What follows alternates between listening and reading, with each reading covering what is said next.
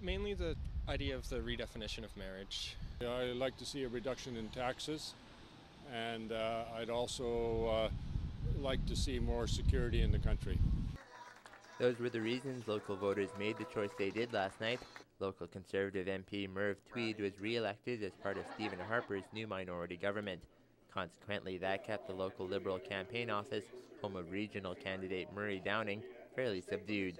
Downing seemed more concerned with whether farming issues could now be solved. I don't care who's in power, ag's in a crisis, and I just hope when the Conservatives said that they had 60 members of their party was on the farmers or ex-farmers, they should have not a lot of trouble solving this because they've had experience, but they haven't showed it up till now.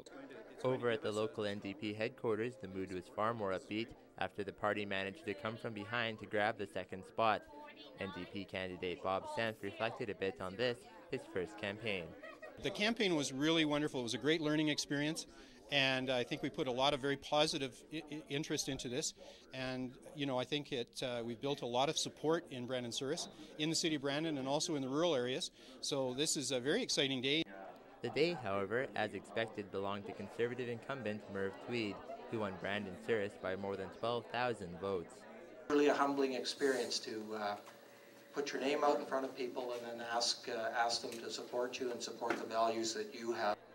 Tweed later talked about how he feels the new government will be better able to deal with issues such as agriculture.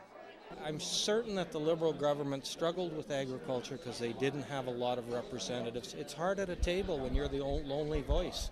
I think with the team we've put together, it'll become a priority for the government.